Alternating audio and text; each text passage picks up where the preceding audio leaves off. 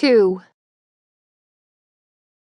"So, Dad," said Teddy, swiveling around on the kitchen bar stool, "if the water buffalo weighs 2,000 pounds, how come it doesn't sink in the mud?"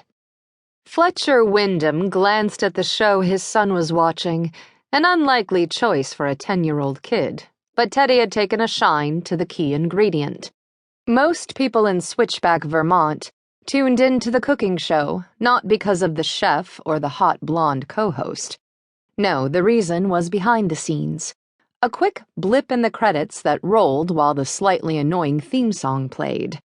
Her name was Annie Rush, the producer. The most popular cooking show on TV was her brainchild, and she'd been born and raised in Switchback. Teddy's 4th-grade teacher had gone to school with Annie. A while back, the show had filmed an episode right here in town, though Fletcher had kept his distance from the production. Since then, Annie held celebrity status, even though she didn't appear on camera. That was just as well, Fletcher decided. Seeing her on TV every week would drive him nuts. "Good question, buddy," he said to his son. "That one looks like he's walking on water." Teddy rolled his eyes.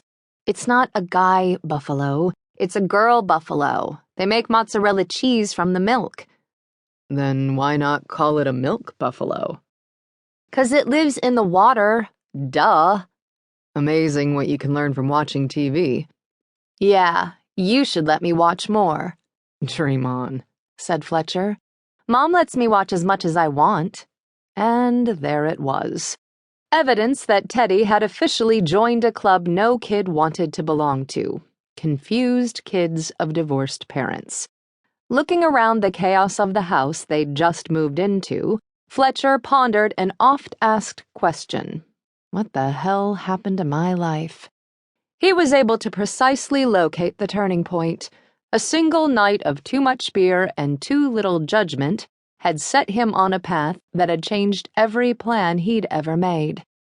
Yet when he looked into his son's face, he did not have a single regret. Teddy had come into the world. A squalling, red-faced, needy bundle of noise, and Fletcher's reaction had not been love at first sight. It had been fear at first sight. He wasn't afraid of the baby. He was afraid of failing him. Afraid to do something that would screw up this tiny, perfect, helpless human. There was only one choice he could make. He had shoved aside the fear. He had given his entire self to Teddy, driven by a powerful sense of mission and a love like nothing he'd ever felt before. Now Teddy was in 5th grade, ridiculously cute, athletic, goofy, and sweet. Sometimes he was a total pain in the ass. Yet every moment of every day he was the center of Fletcher's universe. Teddy had always been a happy kid. The kind of happy that made Fletcher want to enclose him in a protective bubble. Now Fletcher realized that, despite his intentions, the bubble had been pierced. The end of his marriage had been a long time coming, and he knew the transition was hard on Teddy. Fletcher wished he could have spared his son the pain and confusion, but he needed to end it in order to breathe again.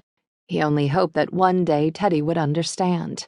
"The water buffalo is a remarkable feat of nature's engineering," said the co-host of The Key Ingredient, who served as the sidekick of the life support system for an ego, aka Martin Harlow. "Why is that, Melissa?" asked the host in a phony voice.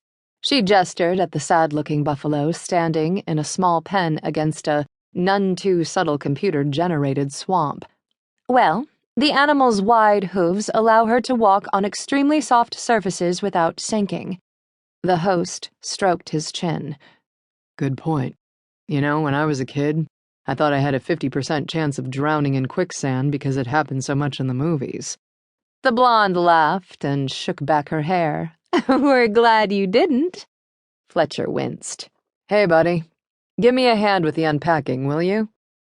The big items had all been delivered, but there were several loads of unopened boxes. "The show's almost over. I want to see how the cheese turns out."